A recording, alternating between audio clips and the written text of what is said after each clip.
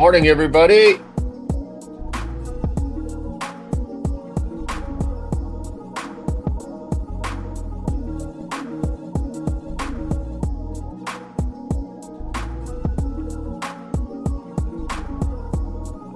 We are live on Facebook, LinkedIn, YouTube, X, Instagram. We got people in the door. Ashley, thank you for joining us on Instagram.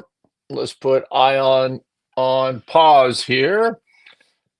And let's see if I can see your comments. There we go. I think we are all systems go. I need my notes. All right, where are we? January 27, 2025, episode 325. Welcome to Mornings with Scott, the best damn business show for medium and small businesses on the planet. Everybody have a great weekend. I hope everybody did. Sound is good from IG. Thank you, Ashley, for the sound update. Do you follow at Jason, Jason, on X if you're in the business world, if you're interested in tech and trading? I forget his last name. He's got a Greek last name, but he's part of the All In podcast crew. He's the moderator there, and it's at Jason on X. Very successful angel investor. I think he describes himself as one of the top 4 angel investors in the world. I'm not sure where that stat came from. Anyways, he had an interesting post over the weekend. It says, founders, here's a little trick for you. Take anything a rich person had 50 years ago, and now imagine everyone having it. Second home, Airbnb. Personal driver, Uber. Personal chef, DoorDash. Tutor, YouTube. Trainer, FitBob. Aguma, OnlyFans. I like that post. It makes a lot of sense. And then somebody else pointed out that there's actually a law about this, somebody's law of whatever. And it was 10 years ago, not 5. But just imagine what rich people had in the past and apply that to the masses now. That is a pretty good tip, I would think. So, have you followed this DeepSeek story over the weekend? By the way, I meant to check as I was logging on here. Maybe we could do that live on the air right now on the finance app. Where are we? NASDAQ down 480. Tech stocks getting crushed this morning. Is this going to be a bubble bursting, or is it just a temporary little dip on some shock news while people figure this out? Let's go deep, Scott. DeepSeek is crushing AI as we speak. So what is this? This broke over the weekend, this news. I'm getting text messages. I'm seeing X posts about it. It's a large language model out of China created by the ByteDance people. You ever hear of them? They're the people that own TikTok. What's going on with that? So they created their own AI. It's the number 1 downloaded app on the Apple Store just from over the weekend. It is performing on AI metrics that are beyond me and beyond you, probably, except for some of our AI tech listeners that I know that we have. Shout out to you. It's performing as well or better than the current updated version of OpenAI's ChatGPT.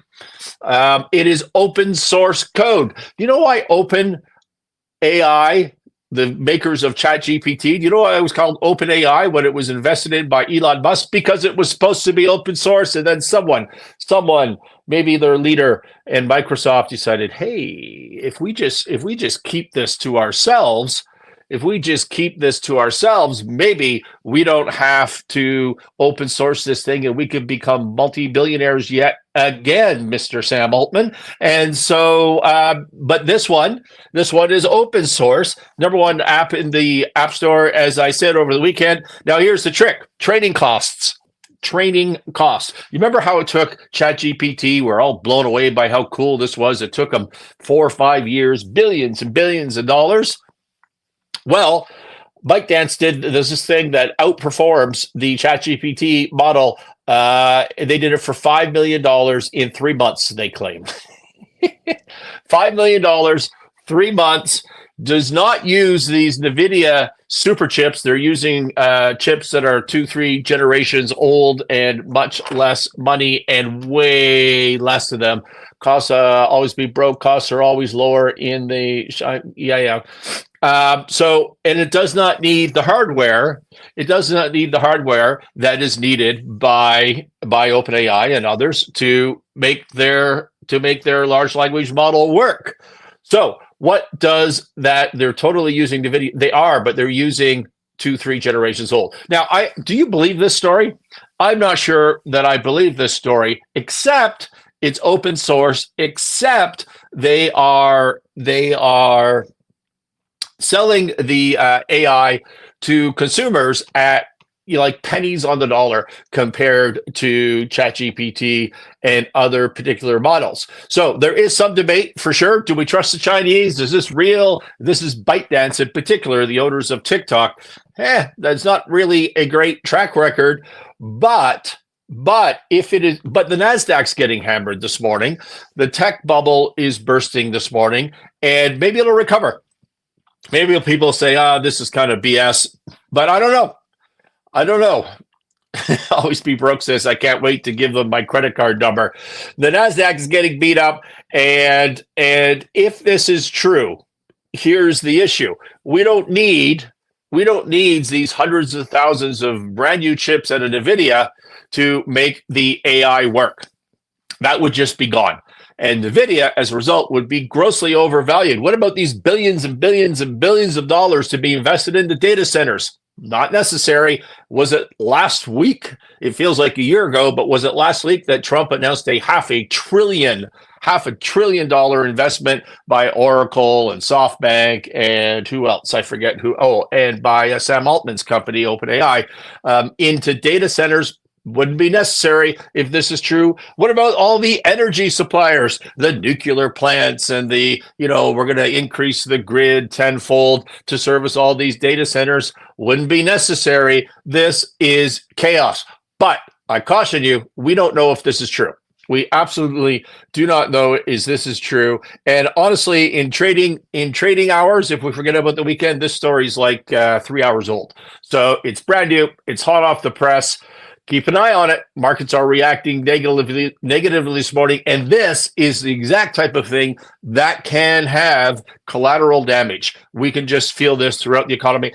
I'm not saying that's what's going to happen. That is not a prediction. We don't know, but this is worth keeping an eye on. This is big, big, big, big. Always Be Broke says, this is to USAI as Temu was Amazon. Have you ever shopped on Temu? Everything is always... I don't know. I don't know if that's true. Always Be Broke. I'm getting messages from AI people that are deep into this with their sleeves rolled up, and they say their view is the Chinese are lying, that it costs way more, it took longer, and they're using more chips than they say they're using. But on the other hand, it's way cheaper, way faster, way better than the American alternative. And in fact, the All In podcast guys, I listened to a Tucker Carlson interview with Chamath over the weekend, which is fantastic. By the way, I really love. I'm a bit of a Chamath fanboy at this point, but he basically said the same thing. We should not discount this. Let's keep an eye on it, because both things could be true. The Chinese could be lying to us. They could be stealing all the data. They could have evil intent. All of that could be true, while at the same time be cheaper and quicker in terms of production and perform the same or better than the U.S. alternatives. I don't know, but the market thinks there's trouble here. Let's keep an eye on this. Hey, we're going to talk about 2 fundamental persuasion lessons today. Persuasion, what is that? Is that sales? Is it negotiation? It's its own animal. And we need it. We need to be able to persuade. I need to be able to persuade you if I'm trying to deliver a message, which I'm not really doing, by the way. But if I were, in your discussions in business, with customers, with employees, with suppliers, in your personal life, with your spouse and friends and family, the person you're buying something from at the store, persuasion is always a tool that you need. and makes your life better. You use it, as I said, in negotiation, business discussion, personal relationships, everything. So we're going to talk about 2 today. We've talked about them on the show before, but I'm going to cover them again. And thanks on Instagram. Thank you for that note. And covering it again, the first one is going to be pace and lead, and the second one will be just exiting a frame. When you're boxed in, exit a frame. So as I said, I covered these before, but it's so important. The pace and lead is part of my morning mantra to myself. I'm really reminding myself that I have been doing that for a couple of years, and it's super effective. That everything I need to do in my life, in my negotiations, I need to first pace, and then I can lead. So what does this mean? Well, here's a business example. Okay, let's say, and I see this all the time in our practice.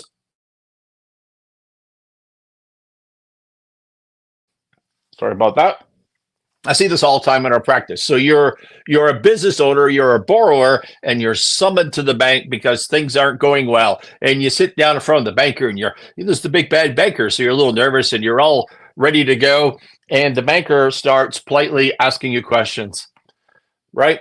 What's with, we wanted to ask you about this one accounts receivable. It's large. It seems to be aging out past 90 days. Are you not collecting? It's part of our borrowing base. Like, what are we doing about this? What's the backstory? Okay. Also, why were your financial statements late? What was going on with that? Could you not report on time? Did you have problems this month?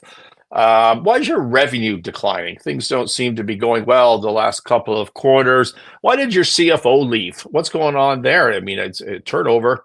Did something happen with the CFO? By the way, you tripped this financial covenant, which is a promise in a legal agreement, and you've tripped this financial covenant, and it just keeps going down, down, down, down, down. Now, if you're a borrower, how do you react to that? 9 times out of 10, a borrower is going to sit there. They're going to be unprepared. They're going to deny, no, revenue's not declining. You know what happened?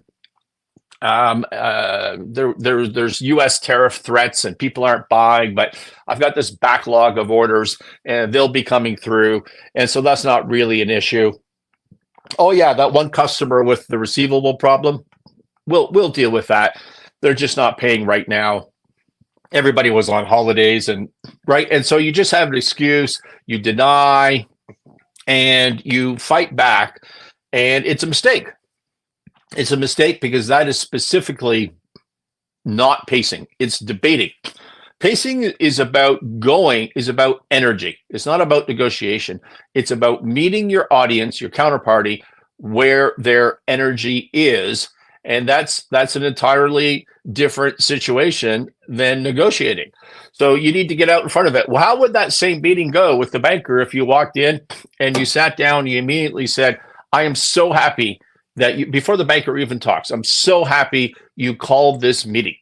I've got things that I want to disclose to you that we're having some issues with, and we need to discuss it. I want to make sure you're aware. I don't need your help with it. We have a plan entirely. But here are some of the things that we're dealing with, and I want you to know, and we have a plan to fix that. How different would that meeting be with your banker? It would be entirely different because you pace them. You met them where their energy is, and then you led, and the lead being the action plan, and you get them to back off. That's what you need to do in that situation. That's what you need to do in every business discussion, negotiation, meeting. You need to pace, meet them where their energy is, and then you lead them. Now, how, one wonders, might we apply that to the US-Canadian tariff disputes? Trump has created a reason, excuse me, Trump has created a reason to threaten tariffs against Canada, right? In the persuasion world, we might call that the fake because. That doesn't mean the issue is fake, although it could be. It just means that, Trump just wants to win. He wants more and more and more out of everybody that he's dealing with from a tariff perspective.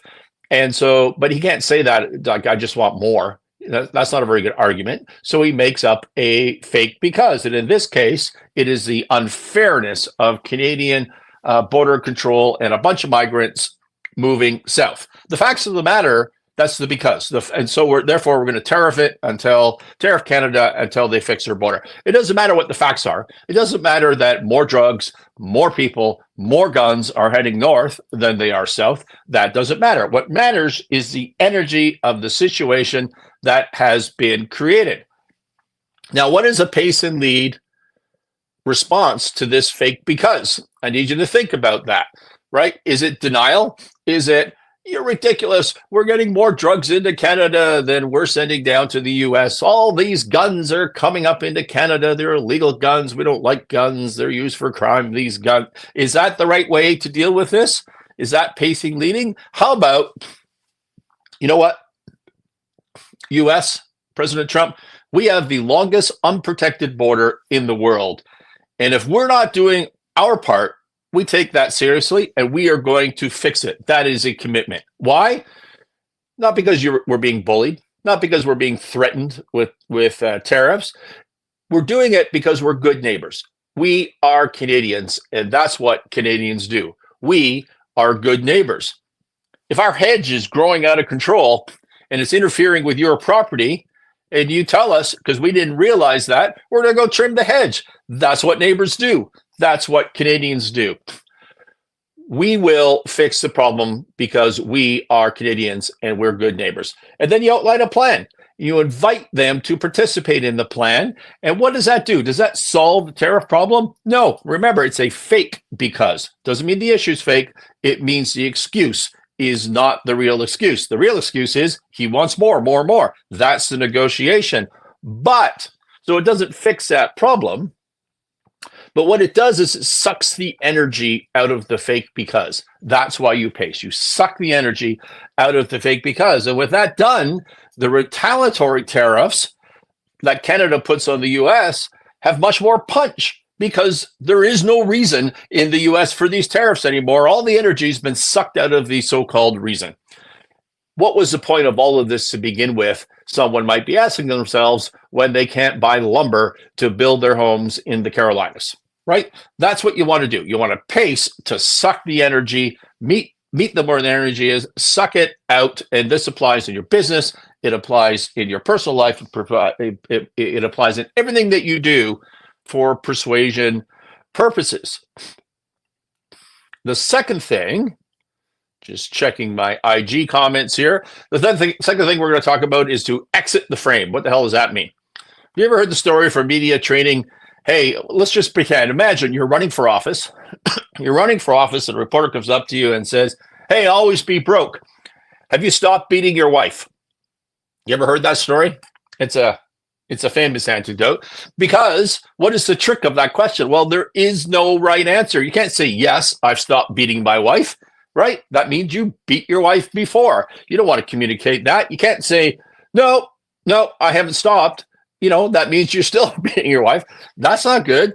And importantly, and this is the part that people met, you can't say, how dare you? I've never beat my wife before. I love her. That is also not a good answer. Why? Because in persuasion, in the human brain, the human brain, the listeners of that message, they don't hear the never, I haven't done it before. They don't remember the anger. What they remember is the association. You and beat my wife, beat your wife. That's what they remember, the association. They don't remember true. They don't remember not true. What they remember is the association. And then if the media repeats that every 5 minutes for a year, it becomes real. It just becomes real in the minds of the viewer. So that is the frame. Now ask yourself, how would President Trump deal with that situation? Okay. Hey, President Trump, because he deals with this all the time with the hostile press. Do you still beat your wife? How would he answer? Would he answer that question? Or would he say something like, wow, you are the nastiest, most terrible news person in the world. This is why your ratings are so low. Nobody can believe it. They're so low. No one trusts you, and so on. He leaves the frame of the do you beat your wife and he moves it onto the news itself for even asking the question. There is no association there anymore. You get that? You change the frame, you exit the frame, and you move to a different discussion on entirely. And the reason that you might pick the, hey, you're the worst news person with no ratings either, that's not random. That by chance, not by chance, is pacing and leading his own base. His base don't believe the news. Everything is fake news, right? Partly because he led them there, but partly because they already believe that, and he's pacing them anyways. So he exits the frame and gets the side benefit of pacing his base. Now let's apply that to the Canadian-US tariff issue. How do Canadians, if we're just talking about Canadians, how do we exit the frame that is going on right now, which is tariffs are going to kill us? I had a debate, small debate on X over the weekend with a Calgary economics professor about this issue. Hey, if these tariffs come through, it's going to reduce Canadian GDP by like 4%, 5%, some other number. And I said, yeah, if you're looking at a univariate analysis, like if nothing else changes, which is not reality, that's academia. That is not reality. Obviously, other things are going to change, but the frame that's going on in Canada right now is tariffs, and they're gonna kill us. So let's think about this pace and lead, exiting the frame as we go through some of today's stories. Wall Street Journal opinion over the weekend. President Trump on Friday promised to help North Carolina and California rebuild faster. One way to do it would be to drop his threat to impose 25% tariffs on Mexico and Canada that would make disaster recovery slower and more expensive. The president reiterated his tariff threat in video remarks to the World Economic Forum on Thursday. We don't need Canada to make our cars. We make a lot of them. We don't need their lumber because we have our own forests. We don't need oil and gas. We have more than anybody. That was his message to the WEF. Mr. Trump is wrong on all three, but we'll focus on lumber. The U.S. doesn't produce enough lumber to meet domestic demand, and thus imports about a third of its softwood used in home construction, mostly from Canada. Environmental policies restrict logging on public land in the American Northwest. Timber production has shifted to private land in the Southeast, but those forests must be managed so they aren't overlogged. American lumber companies say Canada unfairly subsidizes its producers by charging lower royalty rates on timber harvested from government land. So we don't tax enough, apparently, for our lumber, and that's bad with the Americans. Mr. Trump responded in his first term by slapping tariffs on Canadian lumber, which Mr. Biden continued. Lumber prices are up about 35% from 5 years ago, which has contributed to higher building costs, so on and so forth. As you know, the Wall Street Journal stuff always goes on far too long. Tariffs threats have created uncertainty for lumber wholesalers. Okay, you get the point. So I just want to remind you that my very first discussion about Trump and tariffs in Canada, it feels like months ago, but even before the election, was that Canada's response needs to focus first on softwood lumber. We did the analysis on that. I walked you through the math, and that's what we ought to be doing, is going after softwood lumber, restricting it, having export controls, having export tariffs, and using that as a way to put some pain on the U.S. From Bloomberg, Canadian and Mexican steelmakers refuse new U.S. orders. Some steelmakers in Canada and Mexico are telling customers that they were refusing new orders to the U.S. on concerns that President Donald Trump soon will impose duties. Canada's Stelco has been telling U.S.-based consumers it is pausing sales quotes, according to a person familiar with the matter. I love that person. Mexico-based steel suppliers are also stopping orders of material this week as they await to find out what the hell Trump is doing. Did not say the what the hell part in Bloomberg. Trump this week signaled plans to impose previously threatened tariffs of as much as 25% by February 1st. That's this week, guys. Well, it's next week, but this is the last week without tariffs, according to him.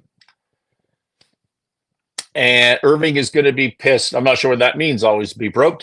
Well, the two countries are exempt from a sweeping 25% steel tariff the U.S. imposed during the Trump administration, the first one. There's increasing concern that they won't be a carve-out this time. Lots of trepidation, changing commercial policy by Mexican steelmakers with regards to their approach to this market, said the CEO of Arizona-based steel distributor Flat Global Metals.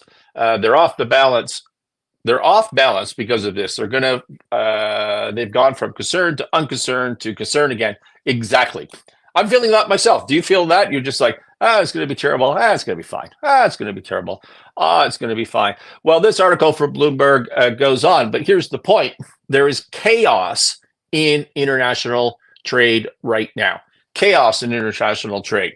Softwood lumber, steel, energy, manufacturing, everything.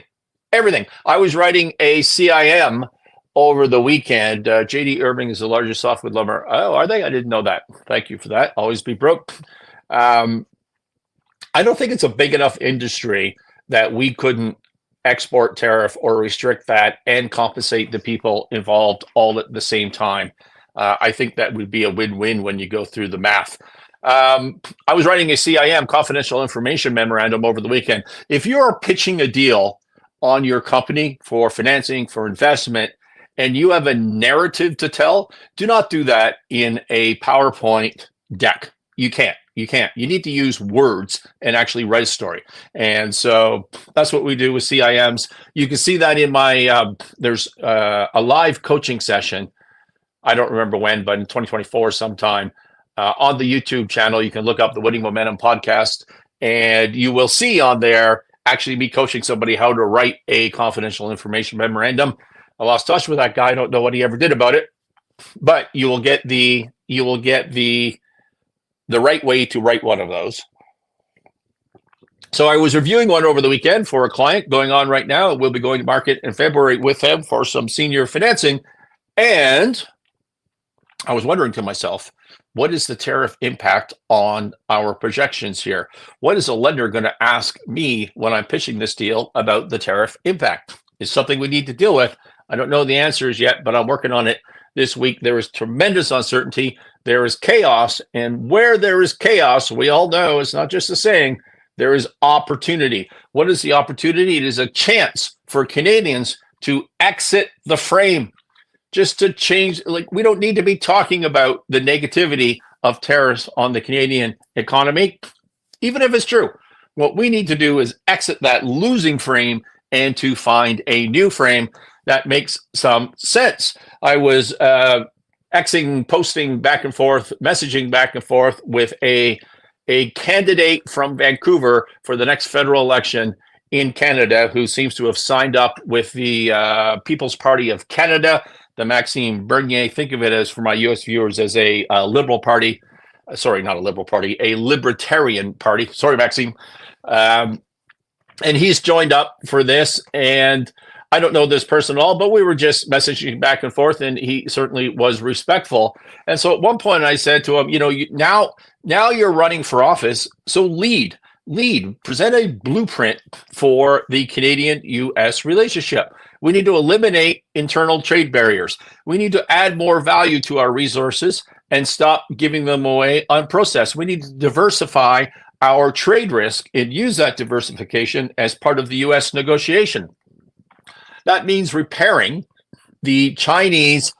Sorry, my iPad is being spammed with calendar stuff here, and it just keeps popping up on my screen and interrupting the show, Ashley. So we need to bring the Chinese in right now and repair that relationship. Let's have stronger ties and diversify our trade risks. We need to navigate the power of the West and the weakness of the East vis-a-vis negotiations with the US. That's because, if you haven't been paying attention to this show in the last week or two, the West has all the energy and the East is the manufacturing base. The East will get crushed. The West has the energy that they're just going to deliver more energy to the US, one would think. We need to acknowledge, in the event of conflict in the Arctic, for example, there is a zero chance the US is coming to the rescue. We need to diversify our security risk. We need to acknowledge the wealth gap between American and Canadians is insane. We have an opportunity right now to fix that. So that's a reframe. That's a reframe for Canadians. You don't have to buy into it. You may not agree with the details. Always Be Broke has challenged me on the Chinese relationship. I'm a big fan of the Chinese. I'm unabashed about that. I've told you on the show many times. So we could disagree on that, but we need to diversify our trade risk, and we need to diversify that with people who actually have the capability of buying and trading back and forth. Sounds to me like that's the Chinese, that's the Indians, maybe the EU to a lesser extent. Are Canadians at all concerned that getting jumping with China could be interpreted as a homeland security threat? Of course it could, by Americans. Of course, that's the entire point in the negotiation. Always be broke. We have a strategic positioning and strategic role for the Americans. And if they don't want to be a responsible partner, what are we supposed to do? Just starve to death and stay loyal to them? As a result, there needs to be a negotiation there. And I think China is the answer to that, in my view. That's certainly what I would be doing. But anyways, this reframe that I posted to this guy who's going to be running for office is really boils down to the "she's not that into you" reframe. Like, that's what we're getting from America. And the more and the quicker that Canada wakes up to that we grow up, stop relying on Big Brother, the better off we are going to be. And if we do that, if we reframe it in that way, well, it becomes a whole different mindset for Canadians, and all sorts of decisions are now open to us. So I posted that, and about 2 hours later, I see that Pierre Poilievre does an interview on CTV, which is a Canadian TV broadcasting channel. And what I do is I hold my phone to a Word document, and it sort of writes it out through the dictating function. So it's not perfect, but he says, we're going to lose as Americans and Canadians if we get into a trade war. So what I would say is we need to position ourselves as Canadians so that America understands that they only win if they allow unbridled free trade with Canada. I would reiterate that I would target tariffs on products that we can make ourselves or that we could buy somewhere else. So he's into reciprocal tariffs, the same amount of dollars basically, but pinpointing those on things that we can, to limit the damage to Canadians, something that we can make ourselves and or buy elsewhere. I would pass an emergency act, bring in tax cuts on work, investment, making stuff in Canada, energy, home building, so that we can stimulate more economic growth here. We need to become more self-sufficient. That means knocking down trade barriers, interprovincial trade barriers, and making those freer. We have freer trade with the Americans today than we do with ourselves. We have to knock down those barriers. We have to build pipelines, LNG liquefaction facilities to sell our stuff to the world without having to go through the Americans. If they're going to be unreliable trade partners, listen to that. If they are going to be an unreliable trade partner, we've got to find ways to sell more to ourselves and more to the rest of the world. Exactly. That's the reframe. We live next door to the biggest military and economic superpower the world has ever seen. So a lot of our economics has just been based on enjoying and basking in that glow, but we can't rely on it. So right now, according to StatsCan, we have about a 7% effective tax on goods between provinces. Right now, we're importing oil from the Americans and the Saudis at world prices on the East Coast, yet we're selling it to the Americans at a discount on the West Coast. It's a crazy business model. We need pipelines, we need LNG plants, we need to improve resources quickly. He said his goal is to be the quickest approver of new mining projects globally, so that we can become self-reliant, making things here in Canada. Well, there you go. There you go. That is exiting the frame that we're doomed and we're being bullied, and it's entering a winning frame of self-reliance. We need to stop basking in the glow of an unreliable friend. That is terrific messaging by Pierre Poilievre. Now, he's not the leader. He's not prime minister. He has to be voted in, and he might be voted in too late to actually deal with this situation. But his message that we need to grow up in Canada, we need to be self-sufficient is true. It changes our thinking about everything. It opens up opportunity. It is exciting. It's nation building. It's hopeful. I love it. And now what he needs to do is stop talking about carbon tax Carney and waking up every day and promoting this message and leading on that front. That will guarantee an election win for him because it provides a solution. It reframes it. It reframes everything. It's something Canadians can get behind, and it's something the Liberals won't do. But we will see. Okay, I'm over time as usual these days. Any more comments I need to look at? Hey, Carol, thank you for joining us on Instagram. I think I'm done. Thanks, everybody. This has been Mornings with Scott. We'll see you tomorrow, 8:30 a.m. Mountain. Thank you.